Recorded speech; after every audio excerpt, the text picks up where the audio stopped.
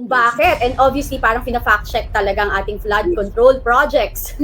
What's your take on the it's sabi nga ng NASA no, ng National Atmospheric and Space Administration ba 'yon ng Amerika at yung weather agency ng mga Japanese na unusual daw na apat no, from Marcy to ano ba yung isa, and then Ophel now Pipito na sa isang portion lang ng Pacific Ocean. Ikaw, I know you're a spiritual woman. Ano ba sa'yo is this some sort of parang may ano ba ang kalangitan nito? Divine signal ba ito or sign? Oo You naman. Alam mo, I guess because like obviously like even the mainstream media kasi they're covering up, no. I'm not going to apologize, but it's sad. We're just doing like we're just telling the truth here na tinatago nila kung ano yung katotohanan na nangyayari sa bansa natin. And for us to be able, like, para sa mga mamayang Pilipino na mabuksan ang puso't isipan, is kailangan lang makita or ma-experience nila mismo yung mga totoong nangyayari at mapatunayan na may mga pagkakamaling nagagawa ang ating gobyerno. Hindi naman natin nilalahat, pero yung mga pinagkagastusan, especially nung ating flood control project na bilyon-bilyon, bawat araw 1 bilyon ang ginagastos, walang napuntahan. Even yung Cagayan right now, di ba? Parang yung Cagayan, ibang klase. Grabe, Bicol is, tinatamaan na naman yung Bicol. Alam mo yun, parang sad. It's very, very sad, no? At mukhang itong gobyerno na to is still, is still confused as to what to do, no? May interview si Bongbong Marcos kahapon, at ang sabi pa niya is, mag-isip-isip daw tayo, kasi nga, pag-aayusin daw yung damage ng previous typhoon, sisirain lang din naman ng nakasunod na bagyo. So, magpaplano daw tayo. Oh my gosh. Ikaw, Yeah, ikaw, Miss Cathy, I have to ask you this, no? Kasi you were in the circle, no, of Bongbong Marcos and the elites, no, for something like 10 years ba yun, no? Diba? When you were still 10 years. in your relationship with Anton Florendo, no? Tony Florendo, no? Sorry. Yes. Ito ba in the few instances na nakapag-interact kayo with Bongbong Marcos, ganito ba talaga siya, no? We're confronted with very, very hard facts, no? Na, Well, yeah, sorry. Sige, go ahead. na hindi na niya alam anong sasabihin niya. I think it's a trauma response. Yung for the longest time, like their family was being attacked because of what the family did, like the Romualdez and the Marcoses did in our country, di ba? So aside from like, kaya nga it's so yung minsan nga nakakatawa na lang kung kine-question nila yung EGK pero yung martial law nakalimutan na, di ba? So yun yung mga yun, mas malala nga yung martial law. So basically parang diversion. So ako, ang tingin ko sa kanya is, ako ang na-experience ko sa kanya, hindi talaga siya people person. Para kapag kunwari, every time na may magtatanong or lumalapit, hindi ayaw niya nun. And I have like a lot of people, whenever they talk to me, na-experience din daw nila, ganyan na, ultimo magpapapicture, parang ayaw niya talaga. Yung ganyan. Kasi, dumidistansya talaga siya, na ayaw niya talaga. Even like, nahalata nyo naman, he doesn't know how to answer. So, everything must be like, all this time, parang prepared and scripted. He doesn't want, ayaw niyang ma-on the spot. Ayaw niyang maano siya, mapaya in a way. So, everybody wanted na maayos lahat. Yes. Diba? Pero hindi talaga. Yes. Pero yung halimbawa ngayon si Sap Anton, hindi na natin mahagilap kung nasaan siya, no? Ano ba yung dynamics nila, especially pag may mga ganito, special assistant to the president siya. Ano bang napaka-special sa kanya at ano ba yung pagiging assistant niya? Sa tingin mo? Kasi ikaw mas nakakilala eh. Syempre, they do things together, right? So, kasama ning What's your thing? droga. Ayan, let's go straight to the point, 'di ba? Okay, Parang let's be realistic here kasi I came out already. It's not naman na, 'di ba? Hindi naman na kahit naman sino, sabi ko nga harapin niyo ako, sabihin niyo sa akin straight to my face. Sampalin niyo ako pag sinabing hindi sila nagdodroga. Hindi siya nagdodroga at all. Na-hospital na nga yan naoperahan na mga ilong niya. 'Di ba? So, alam mo, maraming nakakakita. It's, out in the open with the people. They don't care, Alam mo, ang tao kasi pag sobrang feeling lang, dami lang pera, powerful sila. They don't care, which is what's happening now in Congress. Like, they think that they're handling the money. But, again, nakakalimutan nga nila yung Marcoses nga way back before kasi walang social media. They're so they control everything. Ngayon they cannot, di ba? They their comment section nung time nung nung nangyayari yung PRRD, di ba? So from there, nakikita mo kina-camouflage talaga nila what's really happening, but they cannot stop the people at the end of the day. And I have to go back, Miss Cathy, no, doon sa nung when you first came out, no. Kasi I looked up the history, no. Before you were invited to Maharlika sa first interview mo, no. Somebody sent me APM, no, to your link na nagpo-post ka ng mga cryptic post, no. At sinabi doon nung nag-send sa akin na former girlfriend ito ni Tony Boy Florendo at parang magka-come out na ata, no. And then you came out with the interview with Maharlika sa first time, and then subsequent interviews at yun na nga, no, na you were also interviewed by Dr. Lorraine Batoy dun sa SMNI, and a couple more times I think dun sa SMNI, no. So after that first interview with Maharlika and up to now, wala bang nag-reach out sa iyo from the Marcos or Romualdez or the Florendo camp? At secondly, wala pa bang mga threats on your person? Threats, may mga nagsasabi lang, pero walang direct threats. Kasi may may bantay din naman tayo. Siyempre marami rin naman tayong kaibigan dyan sa media, sa media, number 1. Number 2 is sa police, AFP, Marines, and may relative kasi akong taga doon. So, alam mo, I think nag-iingat kasi alam mo, ang mga military kasi very loyal yan. Loyal yan sila. And I think, sabi ko nga parang mas marami pa akong nagawang mabuti sa military kaysa kay Trillanes. Well, yes, going back on a lighter note, no? I have a good friend here in Cebu, no? Who at one time was also president of JCI. At ang sabi niya, ilang beses daw kayo nagkita doon sa Davao, I think, because you were also at one time president of JCI Philippines. Ano ba yung JCI? So at kailan ba 'yon? Oh, that was 2016. It's actually a leadership training program for it's a non-profit organization for young entrepreneurs and young, alam mo yung mga nag-uumpisang bata, mga 20s ganyan, para matuto sila maging tamang leader sa ating bansa.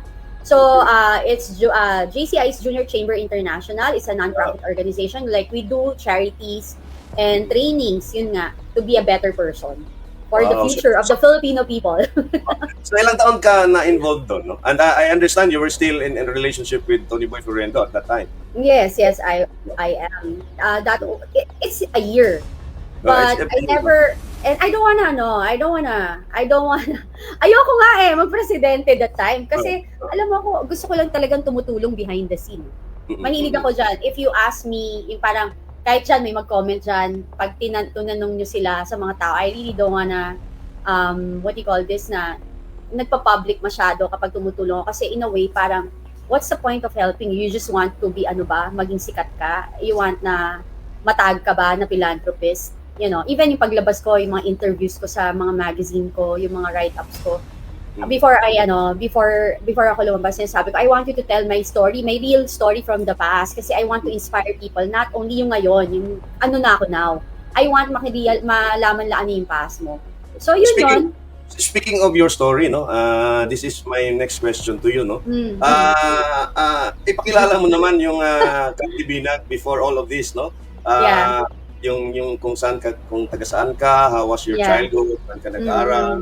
Kasi brief summary of sino ba si Cathy Binag, no? Before she became Cathy Binag.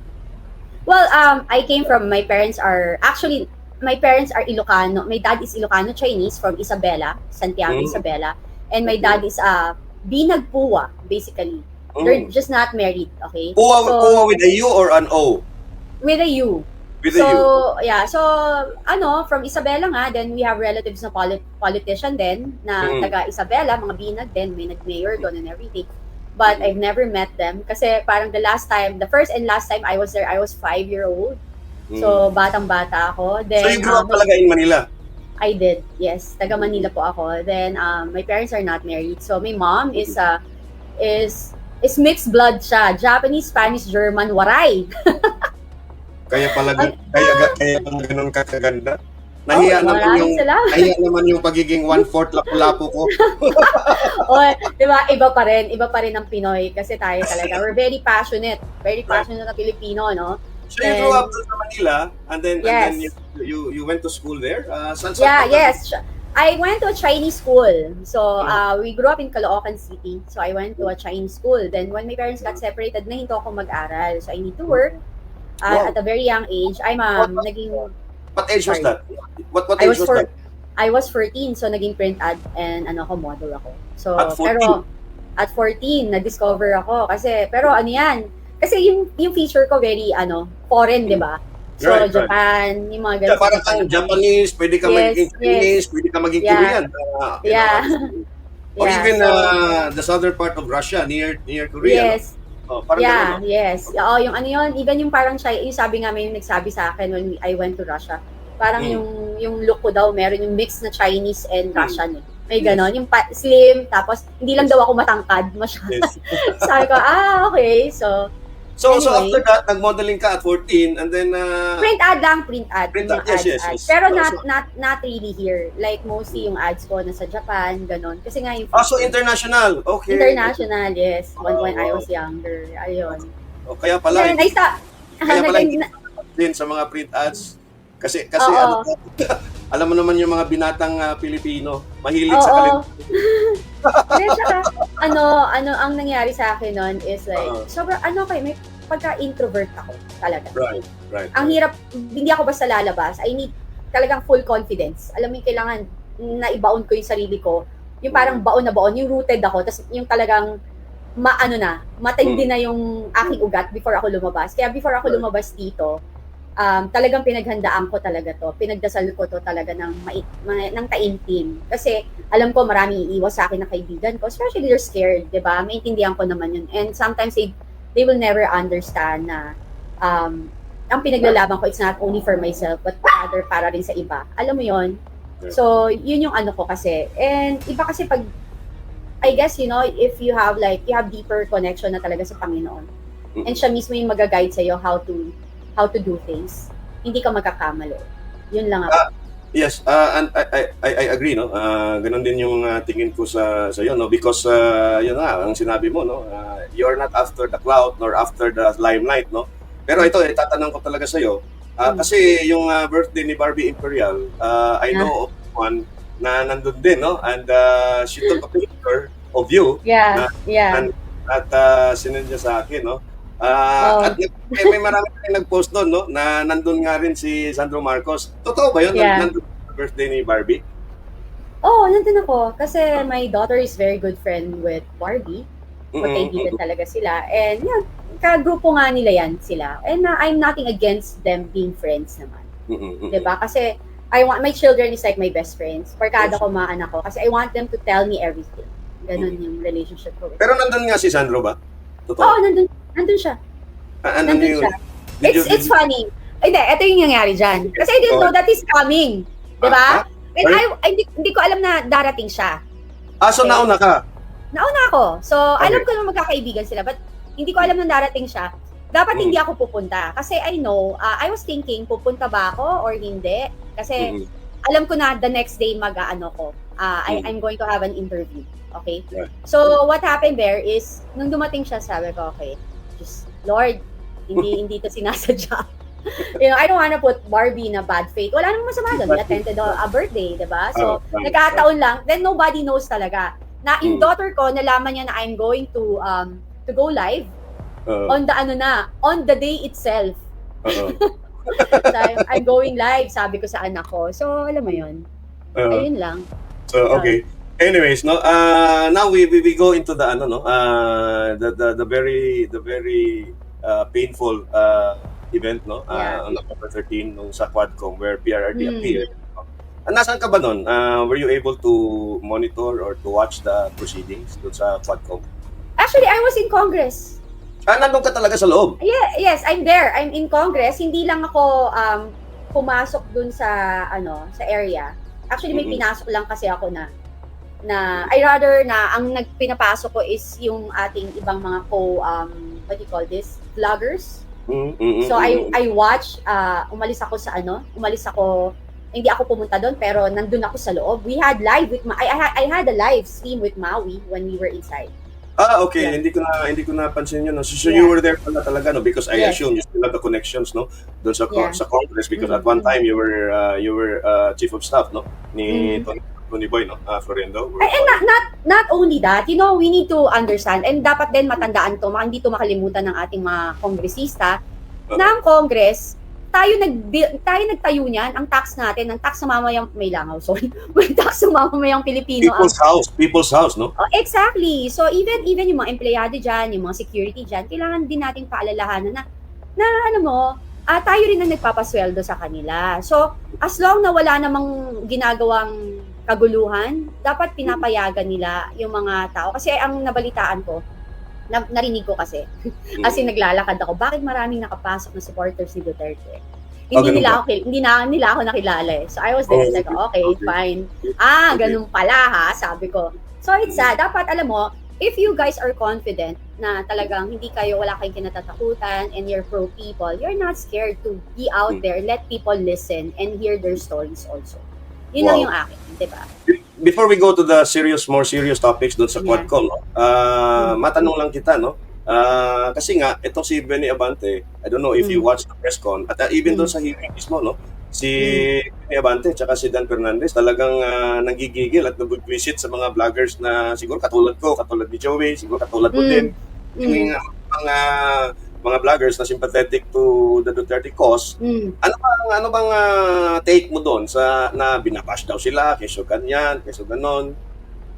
Do you think naririndi or naapektuhan na talaga sila kung kahit gaano nila i-dismiss yung mga vloggers katulad ko at sa'yo na rin? Oo naman. Alam mo, ganito lang yan. Humarap ka sa camera, kayong dalawa. Sabihin nyo, ako ay nanunumpa or I swear to in God's name na hindi ako nagnanakaw, wala akong kasalanan, at saka hindi ako nagsisinungaling. Walang nag-utos sa akin. Sabihin nyo, gamitin nyo. Total, ikaw, Abante, hindi mong gamitin yung name of God, di ba? Na pati yung mga dinamay mong palahat ng bishop, whatever, hindi naman lahat yan kaalyado mo, di ba? Parang kitang-kita naman kasi, yung lifestyle mo lang. Hello, paano mo ma-explain? Right. 'Di ba? Sweldo mo, magkano sweldo ng kongresista? O yung mga chicks nyo, magkano yung maintenance? Ano ba? May mga chicks. Ilan bang chicks nila Pante? Ilan bang chicks nila diyan? Hintayin niyo na. Alam mo, yung nangyayari naman ito yung kulang sila diyan Yung ginagawa, alam mo mga Duterte mabait pa in a way. Parang binibigyan sila ng chance to redeem themselves na Tama. Na parang sige, gawin niyo yung gusto niyo gawin, tingnan natin kung saan kayo pupunta. Remember, let me remind you guys, ilang taon ng Marcos sa politika? Right. 20 ilang years. Taon, di ba? Ilang taon si Digong sa politika? 40 years yan. 40 siya or something, right? Okay. So yung mga yan, kayo, baga sa dumi lang kayo ng kuko ng mga yan sa experience. So yung resources... Wala nga sa dumi ng kuko ng kalingkingan ni Digong Oo. And yung resources niyan, yung relationship na itinanim ng mga Duterte from the police, from AFP, from everybody in here in the Philippines, malalim po. So yung akala nyong nababayaran nyo, yung akala nyong kakampi nyo, I'm telling you now, ako na to, makinig kayo. Hindi ito kakampi. Hindi nyo sila kakampi at baka tapusin nyo to hanggang end of this year. Kung ayaw nyong matapos ang political career nyo. Mayroon akong huhugutin sa'yo, no? Sige. Kasi napansin natin doon sa Quad Committee hearing, ang nag-i-interrogate ng former presidents ay mga NPA affiliated na mga party list, no? Katulad ni Brosas, Castro, nila Manuel. But napansin din natin na yung mga drug pushers, no, or yung mga biktima daw, quote-unquote, ng EJK, ng drug war, yung ina-highlight nila. Pero ayon na nga kay Representative Cardema, ang hindi binibigyang pansin ay yung milyong Pilipino na nag-suffer because isa sa pamilya nila, or dalawa, or mahigit dalawa, ang biktima din ng mga durugista, drug pushers, at mga drug lords. Yun ang hindi highlight. Ako, Miss Cathy, no, I have to seriously ask you this, kasi ilang beses mo na rin sinabi to, no? Ikaw din na, and even Doc Lorraine Batoy at one time, inadmit niya, no, na may pamilya talaga sila na nalulong sa droga. So, ikaw ba, you feel the same way na bakit ito lang na biktima na napatay dun sa drug war? Pero kami, na nagpasalamat kay PRRD dahil natulungan yung mga kapamilya namin na makalabas dun sa bisyo na yan at sa negosyo na yan, eh hindi man lang binibigyang pansin. Well, yun nga yung sinasabi ko, EJ. Selective. Very selective sila. And I'm nothing, parang naniniwala naman ako na yung mga yung kaliwa sila dati, ex-NPA sila. Naniniwala naman ako na may mga taong willing namang magbago. Pero hindi mo matatanggal yung criminal minds. Alam mo yan, naniniwala ako dyan na kung talagang kasi ako bullshit sa akin. Right. Yung mga party list na yan, na nandyan nakaupo dyan, biktima ako. Biktima ako ng addict, nagkaroon ako ng jowang addict, inapi ako ng addict, nagkaroon ako ng kapatid na addict. Okay, sabi nga nila ang addict victim. Diba? Yes. Addict yun eh. Pero, yung mga pushers, sabihin nila victim, hindi. Hindi ako, choice mo yun, diba? Choice na yun, I'll go against it. Hindi sila victim. Sige. Nung nag-drugs sila, choice nilang mag-drugs. Nung nasasarapan silang mag-drugs, choice nila yun. Choice nila yun. Kaya nakakapanggigil na etong sa Quadcom, yung sila Brosas, kung sino pa yung mga yan, convicted criminals, wala kayong alam. Hindi nyo alam kasi hindi nyo naranasan na maging biktima. Alam nyo ba, I'm nothing hindi ko isinasantabi yung mga nadamay na biktima ng, alam mo yon, ng EGK, yung mga walang malay. Okay, we're on war sa droga. Diba? Ang kapulisan, hindi ko rin pinagtatanggol lahat, just to clarify. Ang kapulisan, kesa sila ang mapatay, gusto na lang sila na yung madepensahan nila yung sarili nila. Diba?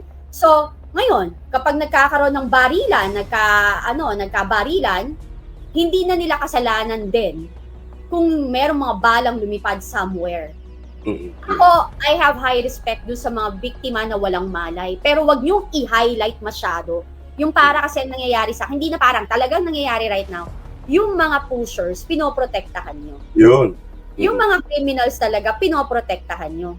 Eh kami, alam niyo ho ba, na ang isang biktima ng isang addict na naghahasa, merong 2-year-old, nire-rape. 2-year-old, baby. Meron ka nakikita, ninanakawan ng cellphone, sinasaksak na lang, kukunin na lang yung cellphone, sasaksakin, gagahasain, matatanda, lolo, bubugbugin, kamag-anak mo, di ba? Pag ikaw natirhan ka ng isang taong addict, it's like hell. Yes. Nakaw, kahihiyan, everything. And you know, yeah. And if I may add, no, Miss Cathy, no, if nabalitaan mo yung sentro ng child pornography dito sa Cebu is yung Cordoba, isang munisipyo dyan sa island ng Mactan. Yung mga nanay nila ang nagpapadala ng mga pornographic videos ng kanilang mga sariling anak na mga minor. At most of them, and in fact all of them or most of them are in fact drug users and drug pushers as well. So sad.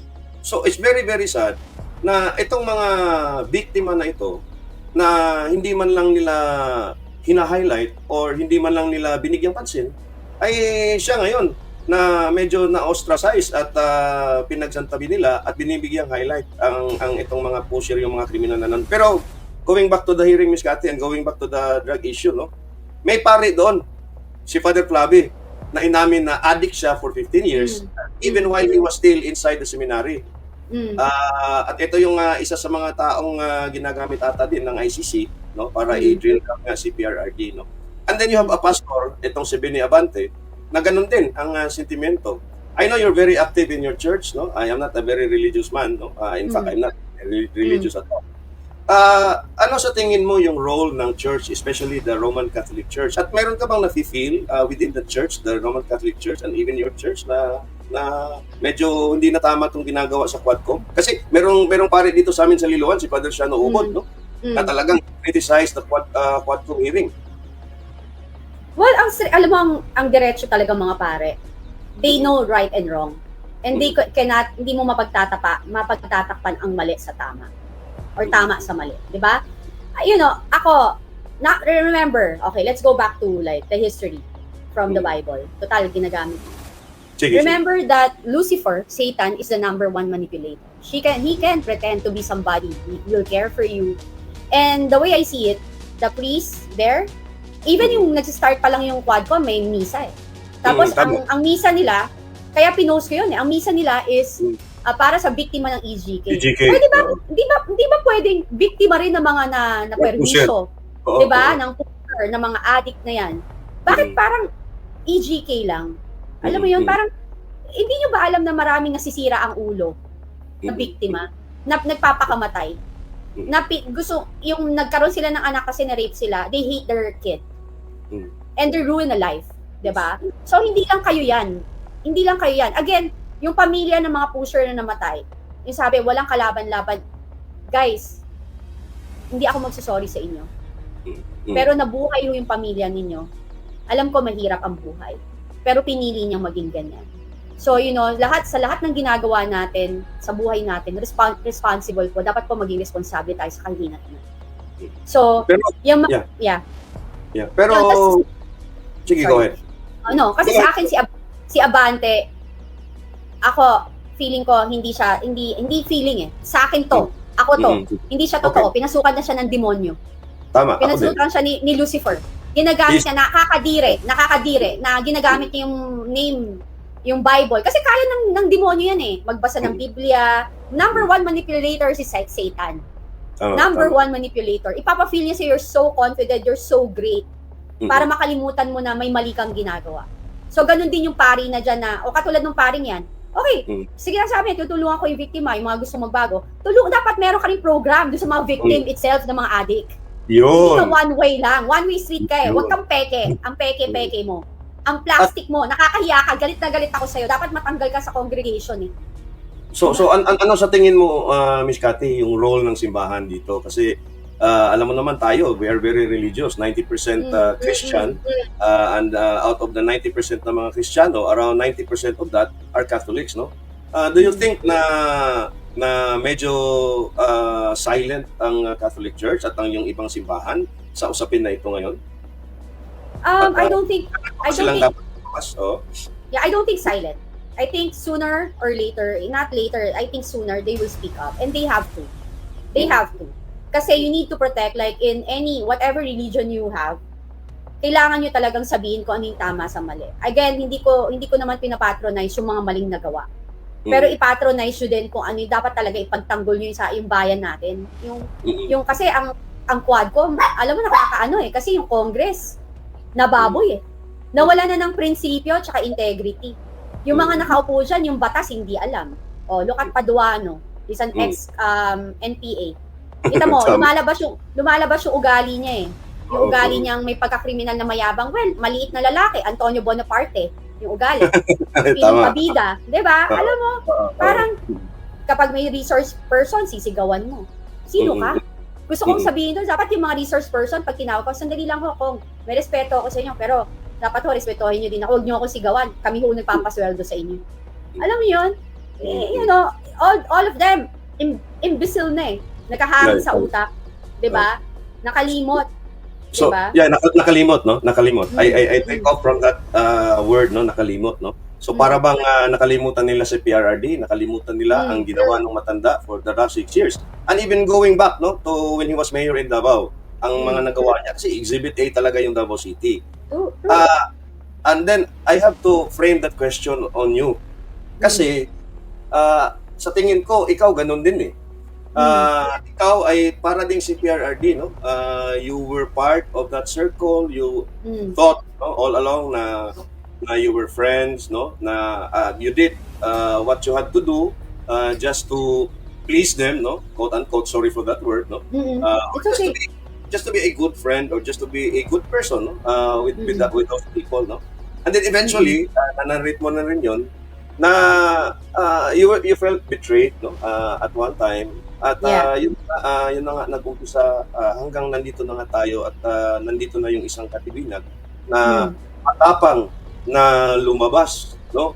At katulad ni PRRD doon sa Quad Committee, nag-iisa at ikay babae pa at stake yung reputasyon mo, nakalabanin itong mga taong very, very powerful at are still holding so much power and wealth, no? So, take us through that story, Miss Cathy, no? Ano bang ginawa mo sa kanila, and at what point na bigla ka na lang nilang kung sa English, you were thrown under the bus? So, well, alam mo, hindi ko nga maintindihan. Basically, naghiwalay lang kami ni Tony Boy. And yung reason na, yun nga, 2021, February 17. Okay. So, alam mo sila, alam ko for a fact na ayaw nila sa akin. Kasi yung ginagawa nila, hindi ko ginagawa. And they look highly about themselves. Alam mo yon, yung iba sa kanila, iba nga dyan, feeling gwapo, papangit naman. Feeling nila may pera lang sila, pero papangit naman. Yun nga, hindi ako feeling gwapo, ha? Hindi ako feeling gwapo, tapos wala akong pera. Sa sama ng ugali, di ba? Yes, parang aanin mo, kahit gano'ng kadaming pera mo, kung sama ng ugali mo, wala yan. Tapos magkakasakit ka pa. Kaya most of them, may mga sakit. Bukas makalawa, baka matigok yan. I hope so. Ako. Sana ngayon na. Meron na yan. Meron nga. Maniwala ka sa akin. Next week, baka meron na yan. Next week agad. Mamaya, mali mo tonight. Diba? Okay. Alam mo yun? Alright. So paano yun, no? So, naghiwalay lang kayo ni Tony Boy at bigla na lang na may mga nangyayaring orchestration na para bang you were being stripped. Tapos sinisiraan ako. Tapos ako kasi, nasalita ako, nandiyan pa rin ako, may group chat akong ginawa. Nasabi ko, apparently, we cannot work these things out. Lahat kami. Kasi may mga numbers naman ako nilalaki. So siniraan ka after that. Pero yung bang hiwalayan nyo ni Tony Boy, was that civil or was that adversarial? Not even civil. Tapos even yung, kasi ako syempre yung bahay namin sa Alabang, you feel, that's our home, di ba? So yung bahay namin, yung bahay namin sa Alabang, so minsan umaalis ako kasi mababaliw ka eh. Kasi isolated ako, in-isolate ako ni Tony Boy, I don't go out. I'm not really allowed to go out kasi even when you were still in a relationship, talagang kailangan lalabas. Kinulong ka, no? Kasi so seloso talaga siya, no? In a way, seloso siya talaga. Kasi syempre protect niya kung we're 25 years younger ako sa kanya.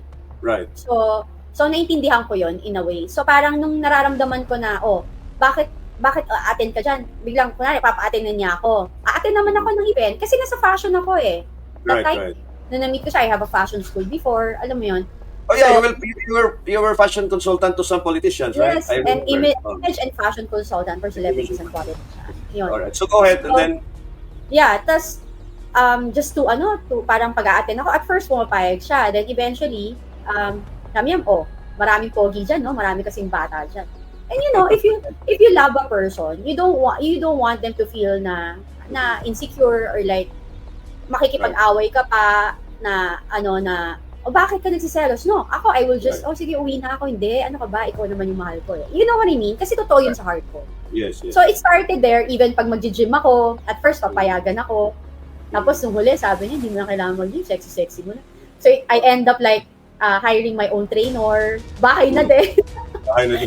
Para wala nang issue, 'di ba? Parang kasi ako mas gusto ko, ako kasi alam mo, pinalaki ako ng tatay ko na when you're in a relationship, ang lalaki dapat ang nakapantalon, and you need to submit yourself. Yun yung hindi pwedeng ikaw, kailangan yung lalaki. So ganun ako. So I just do everything. So doon nag-umpisa ang conflict nyo? Hindi, wala pang conflict. Doon nag-umpisa ang conflict ng mga friends kasi nawala na si Tony Boy sa kanila. Okay. Nagbago kasi siya in a way. Kasi nung mga 6 months kami, hinihiwalayan ko siya. Sinabihan ko siya na hindi ko kaya yung lifestyle. And I rather choose for us to be friends and gawin mo yung gusto mo. And ayoko mawala na respeto sa'yo.